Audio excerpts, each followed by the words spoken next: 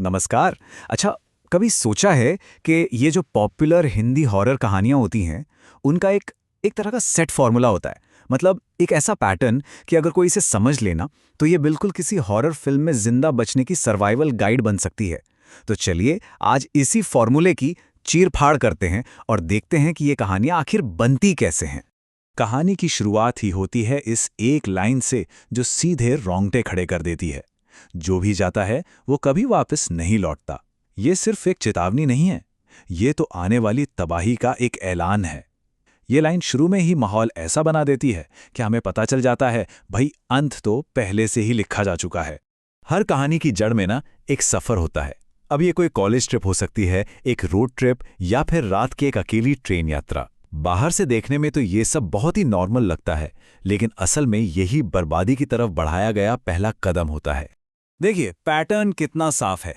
किरदार हमेशा नौजवान होते हैं जो या तो मजे के लिए या फिर चलो मान लिया पढ़ाई के लिए निकल पड़ते हैं।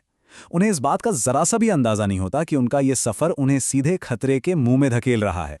तो ठीक है, सफर शुरू हो गया। अब आती है मंजिल, और ये कोई आम मंजिल नहीं होती। ये जगहें खुद कहानी का एक बड़ा किरदार बन जाती हैं, जिनका अतीत हमेशा किसी काले साए से घिरा होता है। तो सवाल ये उठता है कि आखिर इन जगहों में ऐसा होता क्या है जो इन्हें इतना ज्यादा डरावना बना देता है। चलिए जरा गौर करते हैं कि इन हॉरर सेटिंग्स को इतना असरदार बनाने वाले वो कॉमन तत्व हैं क्या। तो देखिए, यहाँ एक बहुत ही दिलचस्प पैटर्न नजर आता है।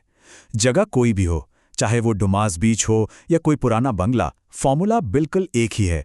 वीरानापन और साथ में एक भयानक काला इतिहास।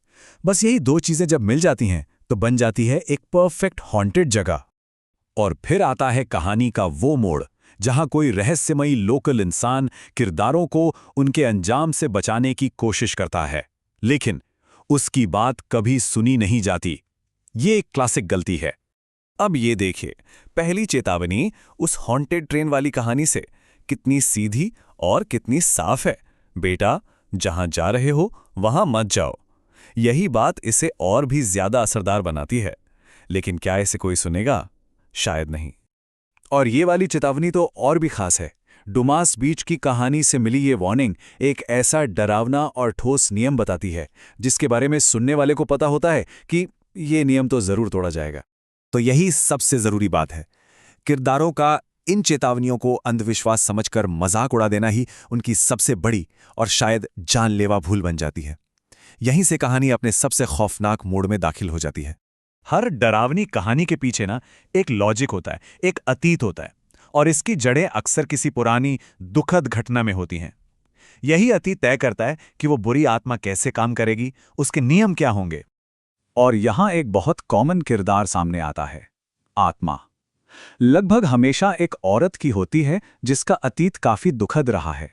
जैसे उस बंगले वाली कहानी में वाणी थी, या फिर मोटेल वाली कहानी में वो दुखी दादी। इस स्लाइड से हम कब्जा करने के नियम को साफ साफ समझ सकते हैं, जैसा कि एक कहानी में बताया भी गया है।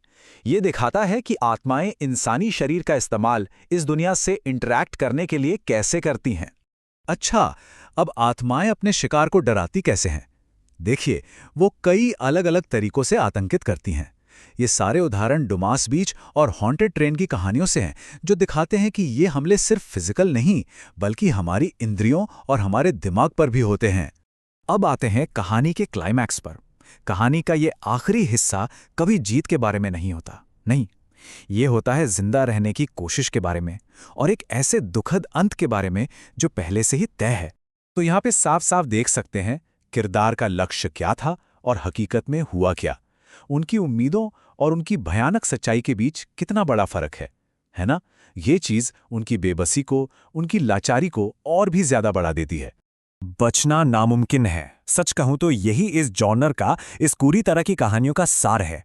एक बार कोई कहानी में दाखिल हो गया तो समझो अंत तो पहले से ही लिखा जा चुका है। और आखिर में ये बेचैन कर देने वाला ख्याल, फिर मुलाकात होगी किसी सफर में।